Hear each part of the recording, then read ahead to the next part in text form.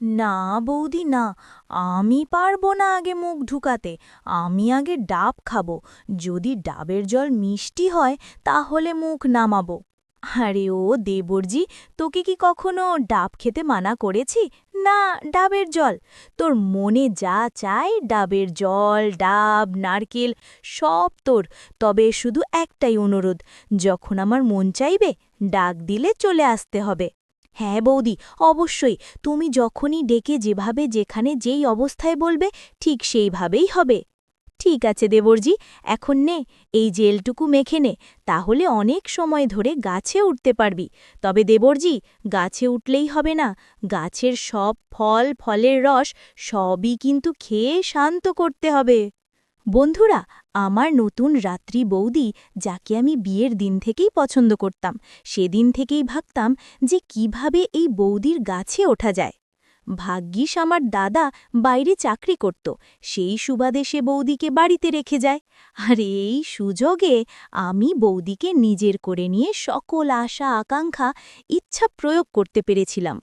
কি না তা অবশ্যই সম্পূর্ণ গল্প শুনলে বুঝতে পারবেন।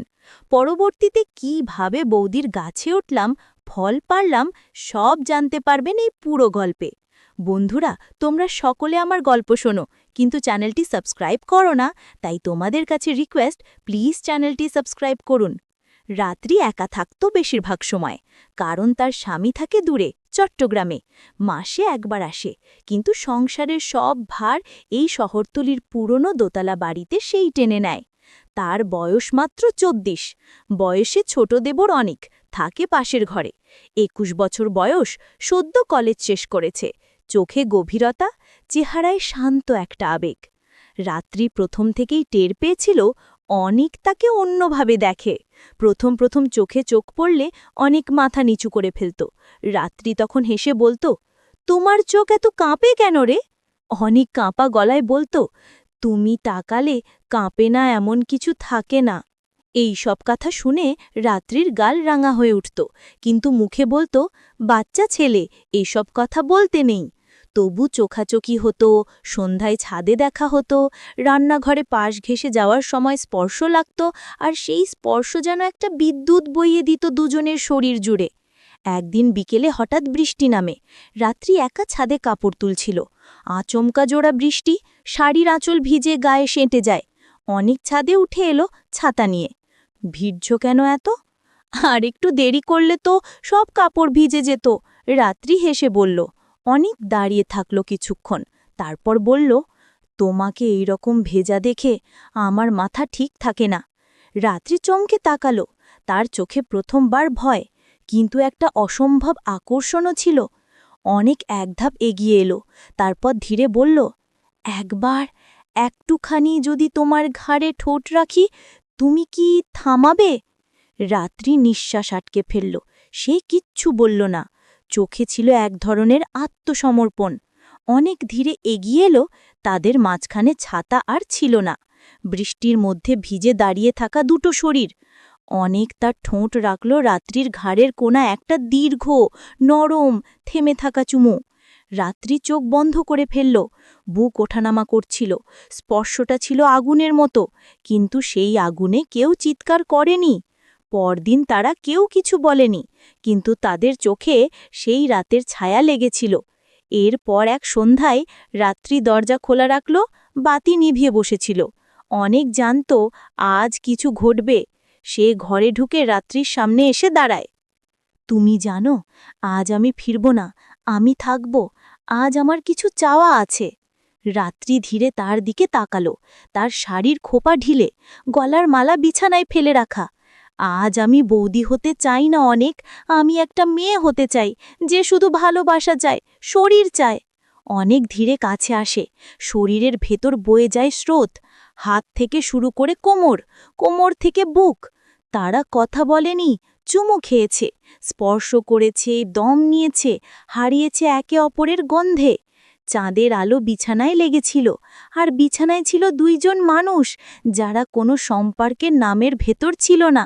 শুধু ছিল নিঃশ্বাসে লেখা প্রেম, গোধূলির মতো হালকা, গাঢ়, ধূসর, অপরাধে মোড়ানো, অথচ অপূর্ব। সকালে রাত্রি আয়নার সামনে দাঁড়িয়েছিল, ঘাড়ে অনেকের চুম্বনের দাগ, কোমরে আঁচড়ের চিহ্ন। সে হেসে ফেলে। এই হাসি অপরাধবোধের নয়, এটা ছিল এক ধরনের স্বীকৃতি। সে ভালোবেসেছে, শরীর দিয়ে, মন দিয়ে, যদিও সে জানে এই ভালোবাসা তার কোনো দিন থাকবে না। রাত্রি আর অনেকের সেই রাতটা ঘুরপাক খেতে থাকে, রান্নাঘরের কোণে, বারান্দায়, সব জায়গায়। ধীরে ধীরে তাদের মনের গোপন দ্বন্দ্ব বাড়তে থাকে। তারা জানে ভালোবাসাটা সমাজের চোখে অপরাধ, কিন্তু থামতে পারে না। এক বিকেলে অনেক ফিরে আসে কলেজ থেকে, ক্লান্ত। দুপুরের রোদ গায়ে ঝলসাচ্ছে। সে খোলা দরজায় এসে বসে। রাত্রি গরম চা নিয়ে আসে, ছুঁড়ে দেয় না, সরাসরি হাতে ধরায়। তুমি আজ বেশ ক্লান্ত দেখছ। রাত্রির চোখে স্নেহ। তোমার হাতেই একটু শক্তি লাগে, অনেক বলে। সে হাতটাকে বুঁদ করে ধরে রাখে, নিঃশব্দে। রাত্রির ঘরে এক মৃদু বাতাস বইছে। অনেক ধীরে ধীরে তার গলায় থাকা শাল খুলে দেয়। এই শীতের রাতগুলোতে আমার সবচেয়ে বেশি দরকার তোমার কাছে থাকা। রাত্রি বলে, আমারও। তাদের চোখে তখন অনেক কিছু বলা হয়, কিন্তু মুখে কিছু বলা হয়নি। এক রাতে ঝড় উঠেছিল। রাত্রি একা ছাদে দাঁড়িয়েছিল। অনেক এসে কাঁধে হাত রাখে। ভয় পাবি না, সে ফিসফিস করে। ভয় তো লাগে, তবে তুমি আছো বলে সাহস পাই। একটু ঘুম আসা গলা থেকে বেরিয়ে আসে, তোমার শরীরটা আমার হাতে থাকলে ভালো লাগতো। রাত্রি একটু পিছিয়ে আসে, আমি ঠিক পারছি না। আমি তোমাকে কখনো চাপ দিইনি, তবে তোমার প্রতিটা স্পর্শ চাই আমার মনে। রাত্রি তখন চোখ বন্ধ করে, ধীরে তার হাত অনেকের হাতে দিয়ে দেয়। বাতাস বইছে, চাঁদ আড়ালে, তাদের নিঃশ্বাস মিলছে, হাত ছুঁয়ে যাচ্ছে, কিন্তু কিছুক্ষণ পরই থেমে যায়। এক দুপুরে রান্নাঘরে অনেক হঠাৎ বলল, তুমি কি আমার কাছে আসবে, একটু কাছে? রাত্রি নীরবে মাথা নাড়ে, পা ধীরে এগিয়ে আসে। তারা মুখোমুখি দাঁড়িয়ে। অনেক ধীরে তার গালের কাছে হাত রেখে বলে, আমার কাছে এসো, আমি তোমাকে চাই। রাত্রির চোখ ভিজে আসে, তুমি যেদিনই চাইবে আমি তোমার হব। একটি বিকেলে বৃষ্টি আসে, মাঝে মাঝে ঝিমঝিম শব্দ। তারা একসাথে রান্নাঘরে। রাত্রি হঠাৎ অনেকের হাত ধরে তার কোমর ঘিরে নেয়। অনেক জড়িয়ে ধরে, দুই হাতে শক্ত করে। একটু দীর্ঘ মুহূর্ত, তারপর স্পর্শ বাড়ে, চুমু গাঢ় হয়। তাদের শরীর এক হয়ে যায়, বাতাসের গন্ধে ভেসে যায়। কেউ বাইরে নেই, কেউ ভেতরে নেই, শুধু আছে তাদের দুইজন। অনেক চুপচাপ মৃদুস্বরে বলে, আমি তোমাকে হারাতে চাই না, কিন্তু জানি আমাদের পথ সহজ নয়। রাত্রি মাথা নিচু করে বলে, তুমি আমার সব, তুমি থাকো পাশে, আমি সব সামলাবো। তারা তখন এক চাঁদের আলোয় গোটা রাত জুড়ে নিঃসন্ধে বেঁধে থাকে, একে অপরের বুকের কাছে।